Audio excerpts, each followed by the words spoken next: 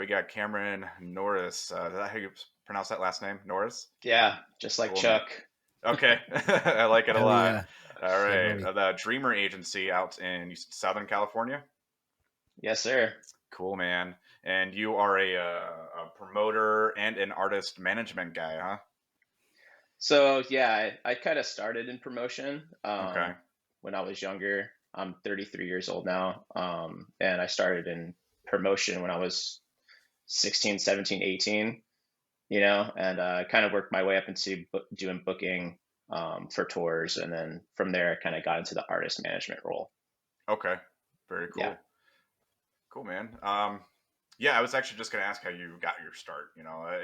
yeah. What brought you to the booking realm? You were just a big music person. You went to a ton of local shows, and you're like, I think I could try this. Or Yeah, so for me, I always knew I wanted to be an artist manager.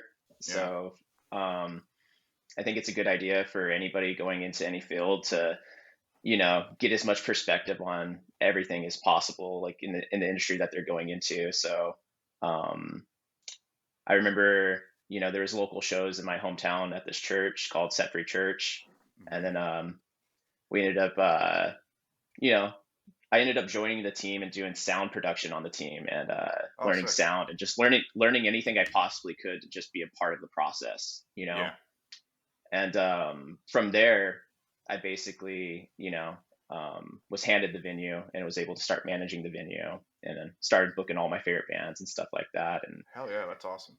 yeah, through there, I was kind of able to see like how like all the processes were taken care of between like music venue and booking agent and how hmm like all the back end stuff was taken care of. So I kind of got a little bit of perspective through there, and then I got picked up to do some sound on a few tours from some pretty decent sized bands, and hmm had a lot of fun. Got to learn a lot about touring and like how like all that's done.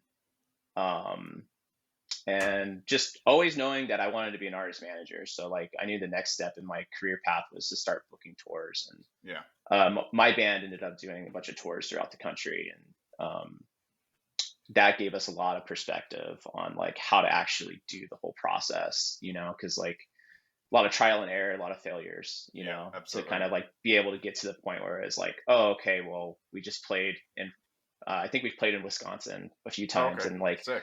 we went out there, and I remember the venue was upstairs, so we had to load all of our gear upstairs, Oh yeah, and what and venue then do you remember? I think it was called the Warehouse. I think it was in The warehouse. Milwaukee. Okay, that's in Yeah, Yeah. lacrosse. lacrosse. Yes, Yep. lacrosse. Oh Yeah, I yeah. remember Yep. we loaded all of. I love the venue. The venue's sick. Yeah, it is. We just didn't know what we were doing, and I remember we loaded all of our gear upstairs and got ready to play the show, and two people showed up, and it's just like, hmm there's got to be better ways to do this stuff. Yeah. Well, And lacrosse is kind of a tough scene anyway to get into, uh, yeah, just because you kind of have to have a decent following there anyway. It's got a hmm really strong, well, at least it did, local scene, just as much as Milwaukee did. But anytime a touring band came in, a lot of people didn't really go unless there was a local band there that they recognized. So, exactly.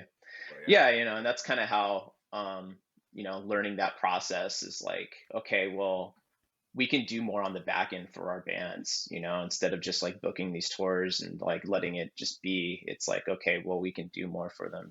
We can help the promoter find good local support, and hmm do more, build more relationships with like the promoters we work with to ensure that like the whole process is fluid and everybody's taken care of. And there's a Yeah. flyer, like I even know like Photoshop and Adobe skills now where I can do Nice. video editing and stuff like Yeah. that, where it's like, we can do all that stuff on the back end to help these bands actually, be successful at what they're doing instead of just like, mindlessly booking tours and like trying to get out there and, reaching Yeah. little to nobody at these shows. hmm Yeah. Yeah, Any honestly, um sorry, go ahead, Mario. any specific genres that you were focusing on when starting out Yeah, I mean or that. scenes? So my company's still pretty new, for the most part. I grew up in the like hardcore punk and metalcore scenes growing up, and that's where I started, doing my promotions and stuff like that. And that's kind of where I started booking all my tours is in that realm. Hmm. But as the company's growing and as we're like expanding, I've been open up to more genres and trying to get more involved in like other types of music. I feel like um, my company is very much like we still do like um, the whole Warp Tour circuit kind of like vibe. We're Hmm. still kind of like tapped into that, but I feel like the industry is changing a lot in many ways, so we're always open up to new sounds and new different kinds of music and genres and stuff like that. So it just depends, it just depends on like what I think is like um, going to be relevant, next. And I think that's Yeah. kind of a subjective thing for a lot of like people, but in the industry, I try to like keep my ear to the ground, and I'm always gonna book metalcore and hardcore and Yeah. pop punk and Hmm. alternative Yeah. rock and indie rock, just because like that's where my heart is. Yeah. Hmm. But yeah, MySpace used to make it so easy to book shows. Remember, you could go easily find those shows because I Yeah. did booking too, aside from playing hardcore and growing up in, the Milwaukee scene and whatnot. But um, also with the genres, it was like at one point in time, we're the same age. So at one point in time, it's like you had many different sounds on the same bill, and it was working for a long time. And then I feel like that really changed, and now I feel like we're kind of going back to that Hmm. because like genres are being bent, and people are kind of taking themselves out of Yeah. these boxes and Well, I think whatnot. there's also a nostalgic piece to shows being one particular genre. You get a lot of like older kids who used to go to these local shows and be in these bands, but now they're at the age where they've matured in the industry and Yeah, they're the promoters yeah, now. So they're like, well, I want to see shows like it was when I was a kid, and yep. I want to show other people what those were like too. So, but Hmm. yes, I agree also that we're getting both of them, both different yeah, types of things as well. yeah. I think we're kind of like in that era where things are being passed down to the next generation. Hmm.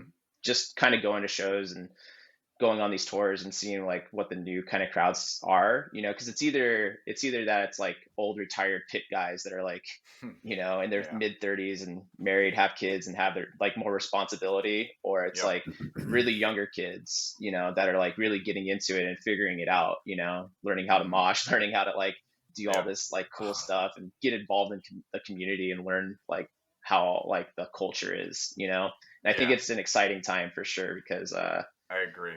Yeah. it could definitely, in my opinion, could boom. Yeah. And I'm waiting for it for sure. Absolutely. And I don't want to speak in one of those back in my day types of scenarios, but Warped Tour really kind of like allowed us to experiment in that sense of being able to get all different types of bands and come all together, and that's how we learned how to mosh, and we had that avenue to do that. We had a lot of people pick us up when we fell and that kind of thing. It's a lot harder for kids to get into that now because we don't have those types of avenues. So it really depends on these guys who were there for that to be able to bring these shows to these younger people and show them that they can have a good time and be safe at these venues. And it's really important right now more than ever. Yeah, I agree completely, and I think that's having those relationships with all the promoters I work with is Hmm. a big step in that. Um, just hearing things and seeing things around like the industry and seeing like how different communities behave, and it's like, okay, well, how can I help those processes and to ensure that like everybody's taken care of. And like I've even had like tours where we've had like girls on the tour, and they felt kind of like in danger at times, and like Hmm. okay, how can I be involved and how can I help, to Yeah. help make sure that everybody on this tour is safe and everybody in this community is safe. And I think the relationships that I've built along the way with the promoters is it's Yeah. definitely important to that process. I agree. It's so Yeah, important for kids to have that because that's the reason why I started going to shows, because it was like that was my way to escape, be around a bunch of people that were all interested in the same thing. And it sucks, being somebody who gets stuck in that position, where the one place they felt safe, they weren't safe. So, yeah. but, yeah. So anyway, um, what I was going to ask next was because you were talking about the industry changing quite a bit. During COVID, we saw that a lot. What did you do different to kind of keep your bands relevant during COVID? 'Cause obviously, nobody was touring. Yeah, so it was an interesting time for me because the Dreamer Agency was still in development. I wasn't planning on being an artist manager for a few years. I was planning on just being in the booking world Mm-hmm. until like further notice, until I felt like I was ready to be put into a management role and Mm-hmm. expand the company. That was kind of my goal, but then, obviously the pandemic happened and things changed, so I was Yeah. kind of more forced into an artist management role Sure. than a booking role. So I figured, well, if this is my goal and this is what I really want to do, why not do it now? Because that's the only thing I can do at this point. Yeah. And I had a few bands on my roster that gained my trust throughout the process of me booking them to where it was like, okay, well, go ahead, let's see what you got as manager, and let's Yeah. let's figure this thing out. And yeah, man, it was an interesting world to get thrown into because Yeah. nobody really knew what to do, Mm-hmm. but I think for me, I learned a lot and I was able to expand and add a lot to my arsenal and learn a Yep. lot of processes, and that was one of them being marketing. Yeah. Marketing is like what everybody was doing. Did. Everybody was Yes. trying to learn Facebook ads and Instagram ads and Mm-hmm. learn how to advertise on YouTube and direct traffic to Spotify and all that stuff. And Yep. I think that's what I gained out of that experience is like learning like how to do all that stuff and be able to Mm-hmm. know the right processes and help bands, advertise their music correctly. Because there's a lot of ways that they can put money into these things and actually waste money doing it. And Yep. Absolutely. it's Yep. it's actually pretty scary, because like you do all this work, you record your music, you film the music videos, you do all the work that you need to do, and then when it comes time to marketing your music, Mm-hmm. nobody really knows how to do it. So you're just like, let's just throw some money at ad manager and see what happens, and Yeah. Yep. 9 times out of 10, it's like, it's not very successful, and you waste a Right. lot of Right. money doing it. So it's like, having somebody in your corner that knows the process Yeah. is definitely a lot of value in that. Absolutely. And I Do think, you sorry, go ahead, Mario. oh, do Yeah. you are you working with anyone and everyone, or is there like a level of status or numbers that you look for when it comes to who you're working with as far as bands and whatnot? Yeah. So my company still works in a lot of like development. So like what I find the most passionate is developing artists because there's a lot of really good music out there. It's the problem isn't good music. The problem Mm-hmm. is that there's not enough resources out there to help these bands be discovered. Yep. Mm-hmm. So what I love to do is like get behind bands, big or small. It doesn't really particularly matter because even some of the bigger bands need help with like these processes and learning all aspects of the industry. Mm-hmm. um, and that's where I go back to like getting as much perspective as possible. I spend as much time in this industry trying to get as much perspective as possible, so like when I get put Mm-hmm. into any of these situations that I know like how to handle them and like I at least know the Mm-hmm. answers or at least know the resource to reach out to, Mm-hmm. Mm-hmm. to get the answers and put these bands into a place to where they can be successful. And I love developing newer bands. Like I can take a band from little to no numbers and use my resources in the industry and help them develop and establish. And there's a lot of different processes to that. Mm-hmm. It could be like, okay, well, what are you doing inside your home market? Because I feel like the home market is like really where it starts. Yep. Like Absolutely. if you don't really have a whole lot of like momentum in your home market, it's like, okay, how can we establish that? And it takes a lot of work at first. If you know you have a band that's not really playing a lot of local shows and doesn't really have a lot of local fans coming out, it's like, okay, well, we have to build something. Yep. And that could be like it. I think it always starts with music. Mm-hmm. You can get technical about all this stuff, but I think really what it is, it starts with good music and building a Yep. product that you believe in. And I think if you can believe in it, others will see that as well in your music, and that's where you can take it and do all the other technical stuff with it.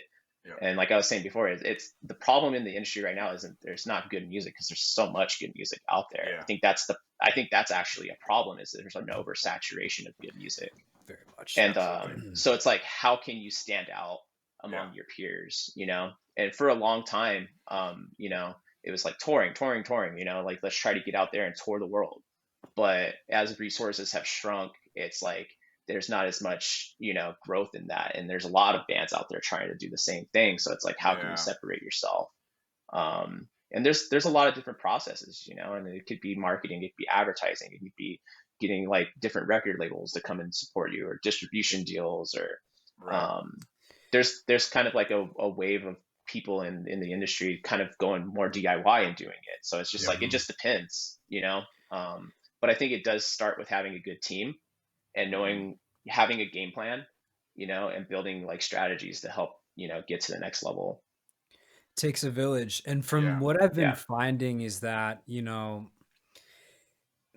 there may be some rules or like etiquette or like ways of approach that so and so might learn from watching this guy, watching this YouTube video or whatever. But like, I feel like it ends up being just each project is so unique and different that something that Hmm. works for you might not work for so and so. And Mhm. people are finding like wild different approaches to get out there, obviously with creating content and stuff like that. So I'd imagine you're probably like constantly searching to keep up with the industry and like thinking of new ways of how to present your content and get people engaged.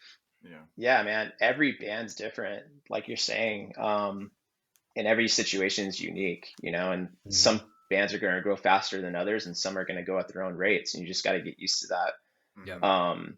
And just knowing what the next step to moving forward is, Hmm. Right. putting that next foot forward is always like what I tell all the people I work with is like, okay, how do we just keep going forward and Hmm. build momentum? A lot of it's building momentum, and having a good release strategy. Like if you Hmm. don't have a good release strategy out of the gate, and Yeah. it's more like, you know stagnant. Even Spotify is like asking, bands to be more consistent with their content, because they're trying to make it more like a social media thing where people Yep. like your music and they save it Absolutely. to playlists and stuff like that. And a lot of people are still worried about like, oh, how many streams can I get on my songs and stuff like that, Yeah. when really what Spotify really wants to see to help you grow in their algorithm is saves, Yep. Hmm. Absolutely. so it's like, how can you get them more saves and be more consistent with your music, to where Hmm. Spotify sees your growth and says like, okay, now we're going to reward you through our algorithmic system, and like Yeah. put you in front of a new audience that, potentially would have never seen you before. Right. So And you think having some the of that is consistency in your release strategy too? Not necessarily just, oh, we've got this release strategy. It's okay if we're a week behind for one particular track or anything like that. Do you think some of that is consistency with releasing, and then making sure you also have like something like a Spotify Canvas that helps with those numbers? Yeah, I think canvases do help engagement a little bit, to kind of like Hmm. see like, okay, visual aspect. The way I look at music, I look at it from an audio and a visual standpoint. So like, I like to hear the music, but I also like to see what visually represents like the art form. Hmm. So I think a canvas can help with that engagement, and maybe you can get a little bit more likes on your song or more saves, because that's really what you want to see. Right. But ultimately, good music is going to get saved. So I think that's still, the standard, and like still you got to aim to have really good music and have good audio. But I think mainly like, if the consistency thing is important, yeah. Hmm. But also like, let's say like you're on your third single, because a lot of bands like to split their music into singles now. And say you're on your third single out of a 10-song LP, and you end up hitting the algorithm, and you get a spike in your Spotify for artists, which I encourage Yeah. everybody to know their numbers on Spotify for artists, and know their source of streams. Like if you Yeah. don't know your source of streams, I encourage everybody that plays in bands and plays in music to go download Spotify Yep. for artists and learn where the source of your streams is coming from. Because And you it's might, so you may, important with podcasts, or I'm sorry, with playlisting. yeah, When you with submit playlisting. your when you submit your songs to playlists, and you say you pay for a subscription that will do it for you, sometimes those subscriptions will be playing your music in countries that don't matter for you. You might get a ton of, might get thousands of streams in India, or Pakistan, or whatever, some other country, but in reality it means nothing for you because you're in the United States, you're in, California or Wisconsin. You want that area and surrounding, you want those numbers, right? Exactly. And there's ways to target that, through Mm-hmm. advertising and, you know, um, figuring out the demographic that you want to target exactly. But a lot of bands, when they first release their songs, they just want like as much traffic as they possibly can get, Mm-hmm. going over to their Spotify account. And that could be kind of like a scary thing as well, because you're targeting all these countries, and that's when there's like bots that could like, Yep. click on your ad, and then like it's hard to kind of gauge what traffic is organic and what traffic is kind of like not Right. organic.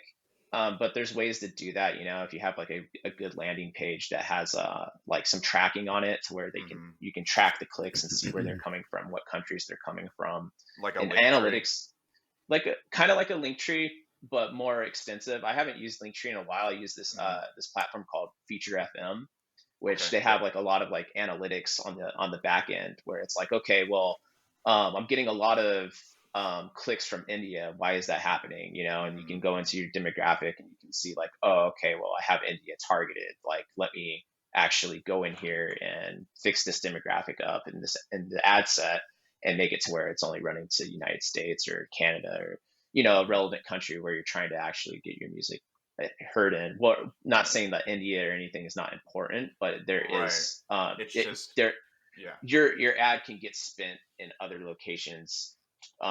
So if you're a new band and you're trying to develop, Yeah. you want to develop regionally. You don't want to develop too far out.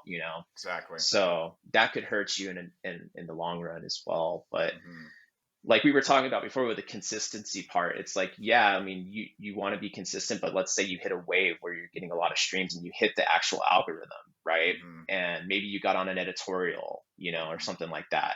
And you want to ride those waves, you want to ride those waves out and let it die out, because you might be putting out a single every month, but let's say you hit it, you want to be patient with it and Mm-hmm. let it do its thing, see where the dips are in your Spotify for artists, and then get ready to put out another single. Mm-hmm. Yeah. And with that, so with us talking about the bands, getting their single out there and getting that momentum that they're looking for, what do you think is an appropriate time to start looking at management and booking and that kind of thing? Because I feel like a lot of bands, they get that TikTok, that viral TikTok, or that one song on a editorial playlist, and then they're like, we made it. Let's get management, let's get booking, let's get all this stuff, let's get PR. But when is the actual appropriate time to do that? It's different for everybody. It depends on what you're trying to do. If you're trying to Mm-hmm. go out there and you're trying to play more shows, and that's like that's kind of like how your marketing funnel works. It's like, we're just going to go out there and we're going to play as many shows as we want.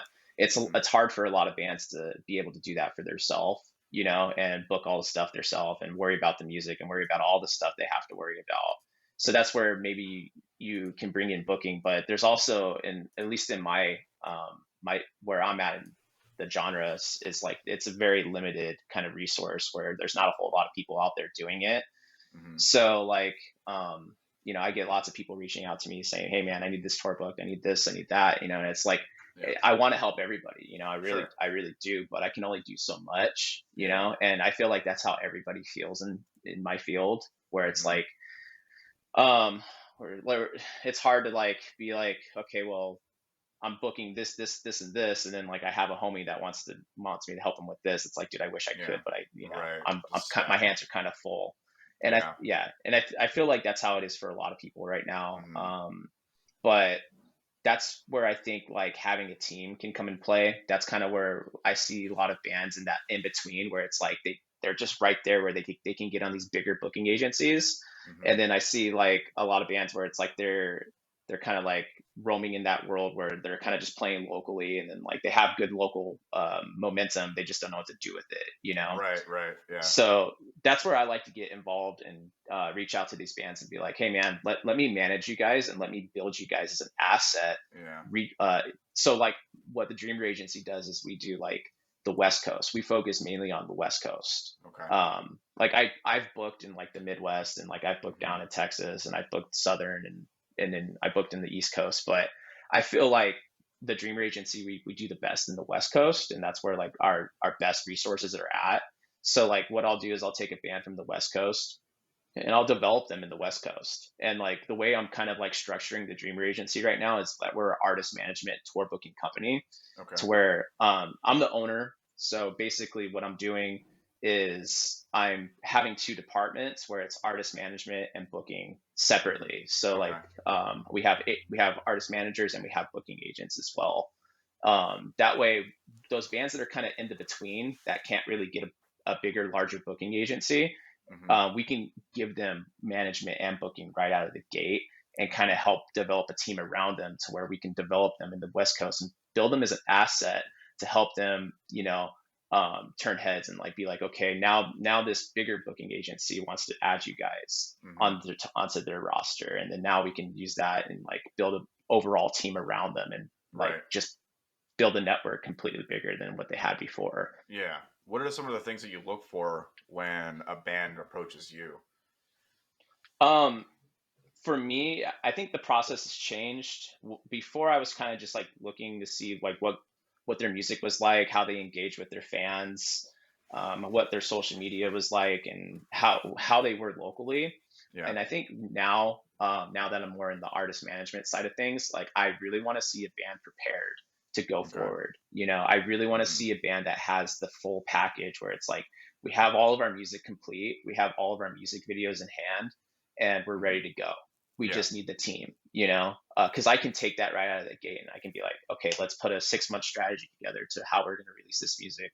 If it's distribution, let's get distribution. If it's, if there's room on the booking side, let's figure out what tours we're going to announce around your release and be strategic about it. Like, how are we Yeah. going to do your release schedule? Like, build timelines around these bands and like Yeah. be more strategic about it rather than like, okay, let's just take this and put it out. Let's just see what happens after we put it out. Right. Because I feel like that's just been done so much, and it's just Yeah, like I agree. those case studies, they have what they have to show, and Mm-hmm. I think there's just a better way of doing it. I really Yeah. do. Mario, you look like Yeah, I you wanted mean, to say trying something. to like personally is being a musician. That's one thing I've learned too is like trying to do this and that and go along compared to like taking the year to write, record, produce music, all the visuals, all the videos, all your content, and then taking the next year and then focusing on the rollout and all of those things. And I feel like that's probably a very common thing you run into with bands. It's like, okay, well, Mm-hmm. this isn't done. When is this going to be done? And that's where that inconsistency comes into play. Is that like, what other trends, I guess, do you see bands, doing and that they should avoid doing? Like red Yeah. flags. Yeah, definitely. I've been doing this for quite some time, so I have seen that, and that's where like now I communicate with my bands because I've ran into those issues before where it's like we put out, a full length in 2021 and 2022 is coming and we don't have anything to go. And it's Mm-hmm. like, okay, what are we going to do? And that's where like the inconsistency can come in. And then that's when Mm-hmm. stagnancy can come. It's like, Mm-hmm. okay, well, now, instead of like there being no communication, I know like now it's like, okay, now we need to communicate on these things. I need you guys, as these songs are being released, I need you guys focusing on new music. I need you Mm-hmm. guys at least having pre-pro, to be like, Yeah. here's what we're going to do next. It's always about music, and that's what's going to help drive the ship, um, you know in every aspect. If you don't have Mm-hmm. music, it's like, what are Yeah. you going to do? Well, now too Albums. with the. Sorry, go ahead.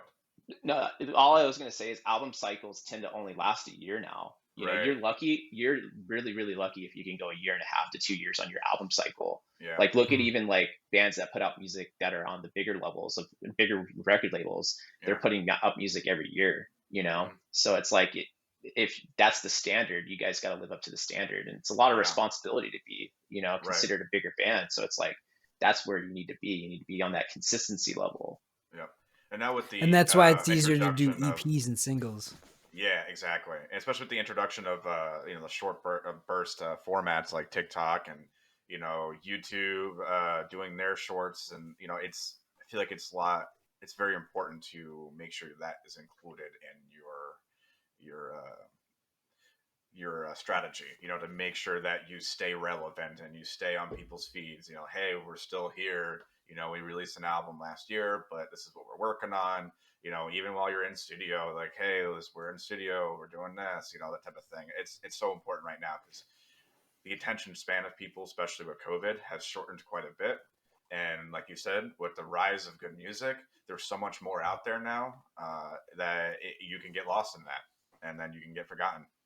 You know. Yeah, and bands, they put out music, and then they get listened to maybe a month or two, and then people move off it real quick now. Yep. So if you're a newer band and you only put out an EP and that's your first EP, people are going to listen to it, yeah, but then they're going to move off it real fast because Hmm. you're a newer band, and there's other Yeah. bands out there that have been doing it longer and more consistently that Hmm. those people are loyal to, they trust, they know they can go there for good music whenever they need to. So why are they going to be more loyal to you when you are only on your first EP? It's like, then you can put out your second record, your third Hmm. record, and then that's where you start building loyalty with these listeners, and they can start relying on you, and they know for a fact they can go to your band and you're going to have good music. Break the Gate podcast is brought to you by Puff Tuff. Puff Tuff is a Wisconsin-based cannabis-friendly clothing brand, and I can't tell you how unbelievably cool the Puff Tuff merch designs are. They are seriously so dope. No pun intended. You can get high-quality, unbleached, organic hemp rolling papers, which is the same recipe as raw, which is this stuff right here. And I'll tell you, Puff Tuff Christmas themed merch is absolutely insane. I mean, look at this jacket, sweater, same difference. Hit them up on Facebook or Instagram and get 15% off of any of their items by using the code BTG. Yeah, absolutely. And to tie into that, we were talking about what bands should be doing, but what are some of the things that they should avoid doing in terms of developing themselves before they come to someone like you, or just in general, even under a management contract. So big mistakes I see bands doing is that they'll be on their first or second record and then they're already trying to tour the whole like country, here in Yeah. the United States, like they'll be trying to tour the whole country. They'll try to be going to the East Coast, they'll be trying to go to the Midwest. It's like baby steps first, you want Hmm. to do baby steps first, and you want to Yep. like Regional regional, start in your first. hometown. If you don't have any hometown support, make sure you're doing that first.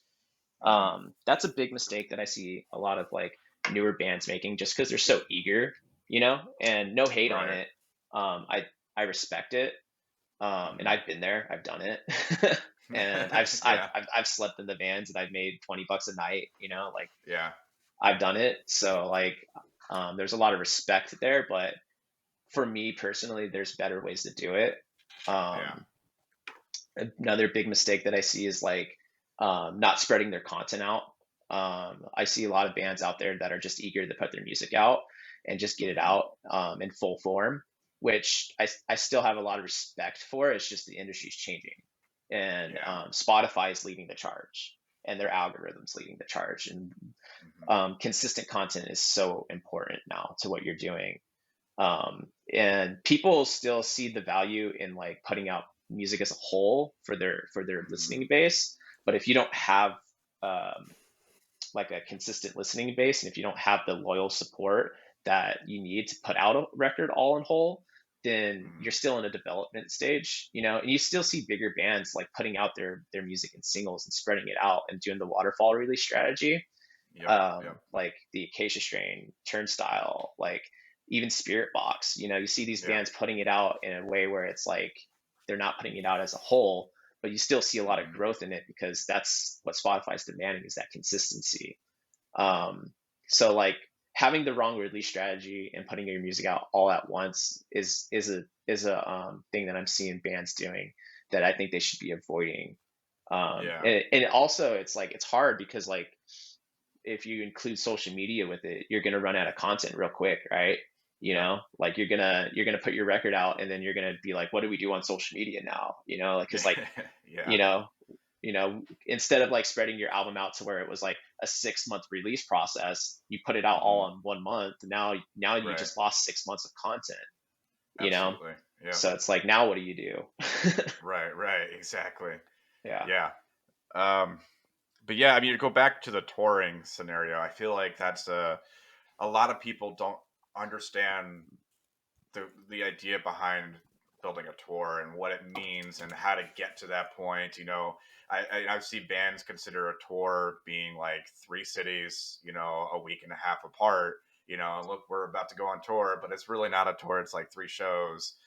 But so I guess my question is like, how would you even, as a beginning band, start that process? Like, getting the aid or going to a promoter at a venue and be like, hey, we want to play there. You know, how would you start that process? Yeah, yeah, I've seen tours like that as well, and I do tours like that. I've booked Yeah. tours where it's like smaller weekend runs and stuff, and Right. I tell those bands to leave their ego out the door, because Yeah. like if you don't have a following in these 3 markets that we're trying to hit, well, let's make sure Hmm. after these 3 shows you have followings in all three, you know, Yep. and then you could take that and you can develop it and you can like expand on it. You can take those 3 markets, take another 3 markets that you've established, and take another 3 markets you established, and you can tie it all together. Yeah. um what was the question that I forgot? Sorry. The question. That's okay. It's okay. I kind of go on tangents sometimes too when I Yeah, ask questions. no, I just had an No. idea, so. Yeah. No. It's okay. The question was, how does a band start the process of going on a tour? What are the things that they should be doing to get Yeah, to that part? so I guess that the first part of the answer is, yeah, they can take those little developmental regional weekend runs that they do. Yeah. They can start developing there, and from there they can tie it together. And like a lot of bands don't know like the process. It's like, okay, who do I reach out to? Who do I like Right. contact? Exactly. And Yep.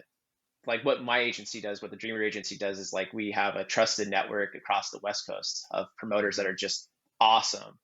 They just believe in helping these bands develop, and like helping these bands get in front of new audiences, and what can Right. they do to assist the process. And I can't say enough about the promoters I work with, but it's just getting and building those relationships with people like that, with those promoters, and trying to figure out like what it's going to take to have a successful show, you know Hmm. so if you're going to a market that you've never been to before, what's it going to take? Because obviously you're going to need at Right. least at least gas money to Yep. be able to afford those expenses, right? Yep. Um, so you got to talk to your promoter. You got to communicate with your promoter and build a strategy behind it. You got to be honest. Hmm. We've never been to this market before, but we know some bands that are from this market that'd be willing to play with us.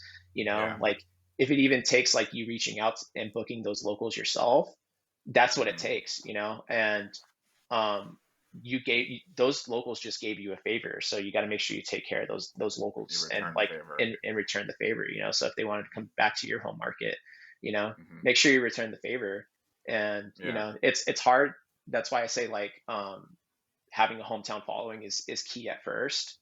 Have that Hmm. hometown following, so when you do make these business deals, and these like um there's bands out there doing favors for you, make sure you're returning it. Do a festival locally and have all these Yeah. bands come out and play.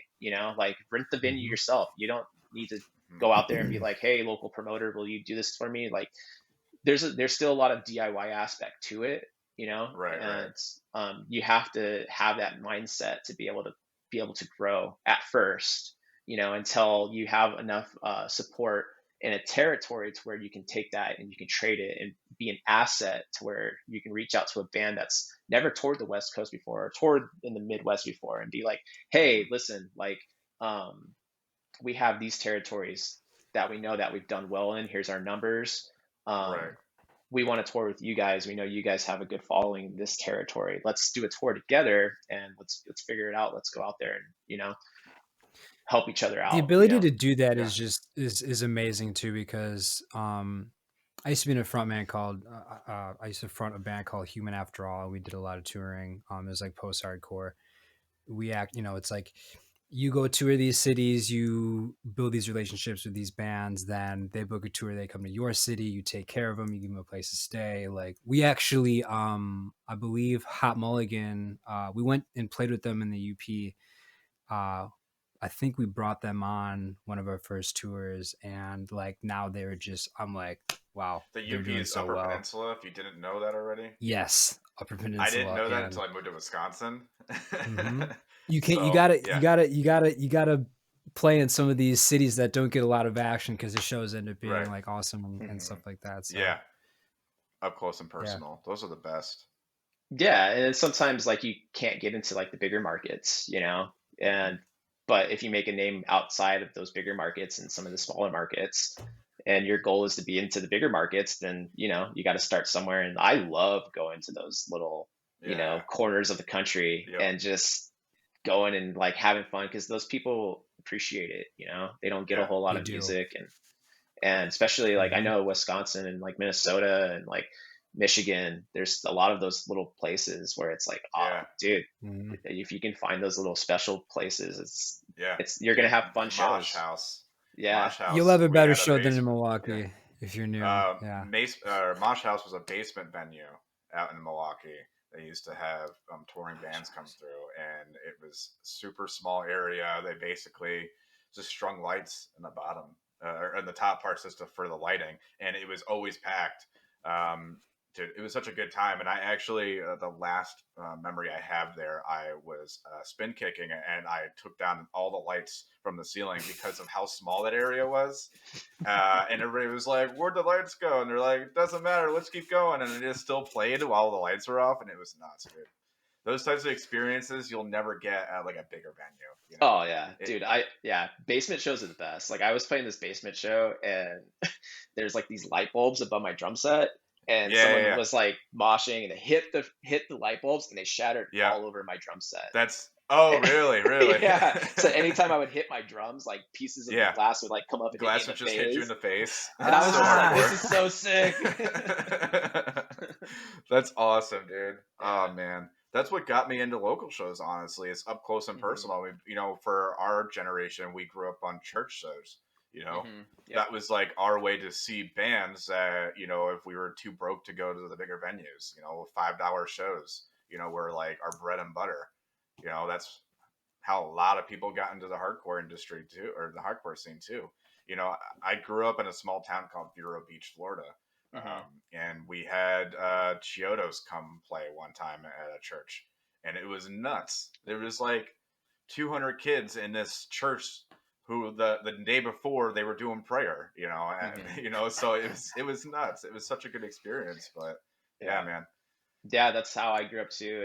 In Southern California, we'd have bands you never thought of playing churches come out to the church, and they would play, and it was always hmm, awesome. And yeah, yeah, my small little town, has had Comeback Kids, Stick to Your Guns, like yeah, that's Impending cool. Doom, Sleeping Giant, Yeah, like whoa, yeah, it's like, dude, this little town I grew up in, like it yeah, was it was a fun time. And it was cool, and like I think it eventually get back to that. I think right, that I don't think that that will die.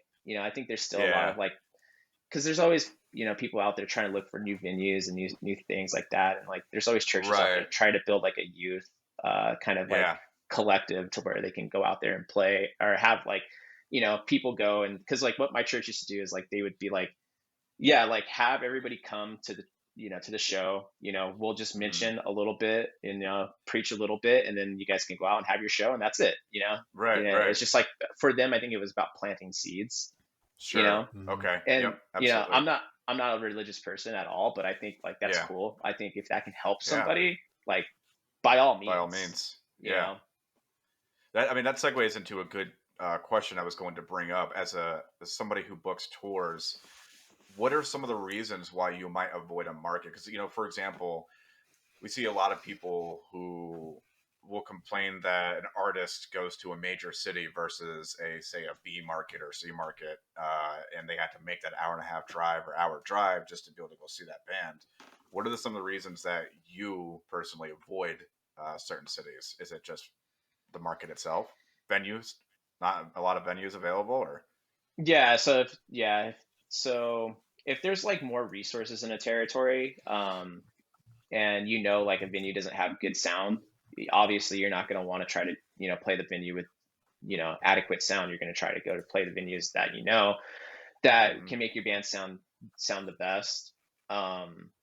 Maybe the promoter in the area, doesn't promote. Maybe he doesn't add locals to the show, Hmm. when there should be locals on the show, or maybe he puts too many locals on the show when there shouldn't be that many locals on the show. It just Right. every scenario can be different, per band. With the Dreamer Agency, we work with a lot of like developing artists that need local support. Right. So like when a promoter isn't like putting out a flyer, in time, you see a lot of like venues and promoters struggling with flyers, which is still crazy. Yeah. You get into It this is crazy. career, yeah, you get into this career and you're putting your neck on the line, you're putting your money Right. on the line, it's like, Yeah. and you're struggling with a flyer. It's like, but And dude, that's such a basic concept. You could just go to like Adobe, there's like the Adobe, what do you call it, on the internet that you could just log into. You sign up for like a $5 monthly subscription and you get all these different types of fonts and graphics that you could just put something together in 10 minutes. It's not hard to do. But you're yeah, right, people struggle with that. exactly. And I encourage all promoters that are getting into this and really wanting to take it serious and really help, build the community, learn some video Hmm. editing techniques, learn Yeah. learn how to make your own flyers, and put some DIY, into it, and Right. make sure you're actually, at least if nobody showed up to the show, at least you tried, at least you put all Right. your effort Yep. into it, you know Yep. because if nobody showed up to the show and you're like, what the heck, why didn't nobody show up to the Yeah. show, and you can point the finger at everybody else. It was the bands, they didn't draw, Yeah. the venue sucked, this, Yeah. that. But you can only point the finger at everybody else, so you have like nine pointing back at you, Sure. so it's like, um just, if you're going to get into this industry and you're going to want to be a promoter and you're going to want to help the community grow and do something great for your Hmm. community, just learn the basics, Yeah. learn how to physical flyer, physical Yeah. flyering still I works, agree. um, Oh yeah. Do you think a it's, certain part of that is putting some dependability on the local artist, and it doesn't necessarily have to be a scenario where it's a pay to play, but could they structure it to a point where it's like an incentive system, like, hey, you don't have to sell tickets, but if you do, you can get a cut. Do you think some of that should be done as well, or should it be entirely on the promoter because that's the role we got into? yeah, so I think that's always the promoter's call. I think Hmm. if a band's coming in and it needs a little bit of help with, like, bringing people in, I think it's great to have the locals have incentive. I think it's Hmm. great to give the locals tickets and say, hey, out of the three locals that are on this show, whoever sells the most tickets gets direct support. You know, Yeah. just little incentives like that. I think it's great to see that, the locals even get money. If there's a percentage I of agree. like per ticket sell, I think that's great. Because then those bands are going to always want to do those shows and they're going to want to sell those tickets.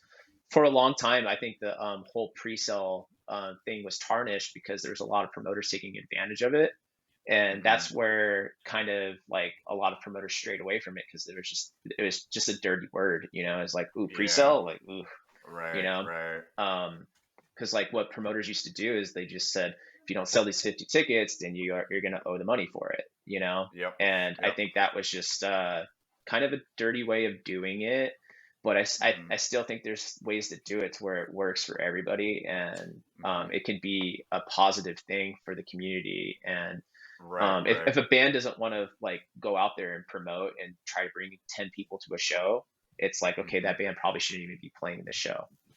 Right. Yeah. Right. And I I agree. feel like it's a misconception too for bands to solely rely on socials now, on like, because like being an older dude, let's say, we're kind of catching up to what these kids are doing now and just how they're making things move online, right? So we were going out with a boombox, handing out flyers, a boombox playing the music, like taking it to the streets, normally. So it's like you got to be able to go just do that work and willing to do the footwork face to face like that. Hmm. Yeah, totally. Nothing's going to be handed to you at first. Yeah. Nothing's going to be um, given to you and say like, hey, man, I know you want to play this show in front of 500 people, but what are you going to do to show me that you want to be in front of these Yeah. 500 people. You know, Absolutely. there's a lot of like, in this new generation, you know, there's a lot of like, give me now kind of, and there's not like a lot of people in this newer generation that want to work for it. In my opinion, from what I've seen, it's just a Yeah. different generation, you know? Mm-hmm.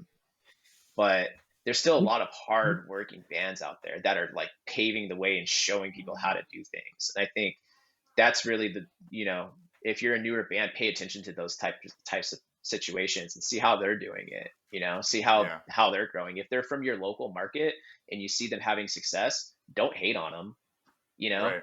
figure out what they're doing, ask them questions, make friends with them, you know, because everybody's Mm-hmm. stronger Exactly. together. I What would agree. you say is you know, I know a lot of people might shy away from like pay to play or like having to sell tickets. Mm-hmm. You know, what kind of have you seen a good amount of advantages by like let's say a band who doesn't really have a following? It's like, hey, you know, if you can sell these tickets or pay your way to just play this show for so and so, maybe that'll, you know, bridge a gap or create a relationship. You know, because Yeah. I've always kind Provide of thought some about leverage that for too. Like, future is it bigger worth it? shows. Mm-hmm. Yeah. Yeah, I see a lot of that. I see a lot of like promoters reaching out to newer bands, you know, trying to develop a relationship with them, like a genuine relationship Yeah. with them. And if Mm-hmm. they can gain that Yeah. trust, you know, why wouldn't they put you on a Mm-hmm. show that they see fit, where it's like, we know you guys are going to have a good audience and it's your demographic and we know that. Mm-hmm. But the problem is like when promoters don't do that, when promoters are just taking Mm-hmm. advantage of the process and making Right. it Yeah. to where it's like where you're kind of manipulating these bands and using them, and then Yeah. you Right. never throw them a bone. It's like, I know how that feels too. You know, it's like, Yeah. dude, Mm-hmm. eventually you can only do so much for somebody until it's like, if it's not returned, it's like, okay, well, this Yeah. relationship's a broken relationship. So it goes So it both really, ways. yeah, and it comes down to just knowing the promoter. Then knowing Mhm. their track history. Have they actually helped out other bands? Have they said what they were going to do? It's ultimately it comes down to that, and so that comes with the experience of being in the industry long enough, the local industry. Yeah, as a promoter, you should want to develop your community. You Mm-hmm. should want to develop every band on your community. You should take pride in knowing that like all of these successful bands came from my area. You know, Mm-hmm. if you're not getting into promotion and having that mindset, then you're doing it wrong. You know, Yep, you I want agree. to, as a promoter, you know, you can't be like, oh, the venue sucked, this tour didn't draw. It's like, no, my area is successful because of me, and like, this band's big, this band's big, this band's big because they came from my area. You know, Yeah. you need to take pride in that. Not saying like the promoter is responsible for all the draw, you know, but the Mm-hmm. promoter should take lead and you know, have systems in place to encourage these bands to go out there and promote, Yeah. want to, like, you know, be successful, you know, take pride in where they come from, the community they come from. um Absolutely. but yeah, Yeah. I mean, it's easily said than done. Right. Absolutely. But so we're gonna wrap up here soon. I just had one more question for you. Do you got any other tips of the trade at all? Something that the bands should know that they should avoid doing? Any of that kind of stuff? Man, um I'm I pretty know it's approachable. like there's a lot of questions that could be asked, but Yeah, or a lot of tips. I'm a pretty approachable dude. So like, if people wanted to add me on social media and stuff like that, feel free to. If you guys have questions or anything like that about processes, you know, maybe even processes we've talked about on this podcast, feel free to add me. You know, I try to stay updated on Facebook and like put out little, Hmm. you know, messages on there, to help like teach people about the industry. I made it a goal to do more podcasting this year, and like try to Cool. like, you know, be more part of processes. So if like you guys wanted to have Hmm. me on in the future, or like Absolutely. Yeah. if like anybody else Dude, there wanted were to so have many me more on, questions that I want to ask, but I'm trying to stay yeah, consistent with the hour, because consistency is totally, key, man, totally, man. And like maybe we can even dive into like topics and stuff like that, Absolutely. and just like go over it with like a fine tooth comb and kind of like try to like, you know, learn each process for each thing. Hmm. But yeah, man, I appreciate you guys having me on, and I appreciate you guys, Yeah. like, you know, it's an Absolutely. honor. Yeah. Thanks, man. I Oh yeah. appreciate you, coming Cameron, on where here. can everyone find you? Everybody can find me, the Dreamer Agency, at the Dreamer Agency on Instagram. If you want to check out our website, check out our roster, www.thedreameragency.com. My personal Facebook page, I'm always posting, tips and tricks in the industry. I know Facebook's kind of dead, but for some reason the industry loves to use it, and that's kind of how like everybody, promoters, booking managers, we all kind of like stay connected through there somehow. Yeah. Yeah. By the um, way, Constellations, solid band. I oh, was thank you, listening man. through all your bands. Yeah, man, they're doing a very good job. Thank you, man. We have Yeah, some stuff in the works for them right now. A lot of stuff cool. happening behind the scenes. But yeah, we're Yeah, excited for the new year. We got some new bands to announce. So if you follow us on Instagram, you'll be seeing some new bands on the roster that I've been working with.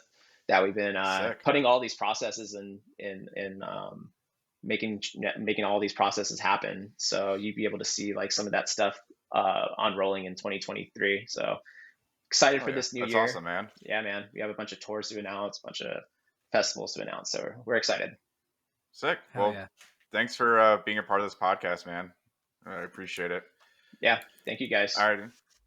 Well, Good I'll to go meet you, ahead brother. It's good and chatting. yeah, Good man, meeting you, for Mario. sure. All right, guys. All right. Talk to you soon.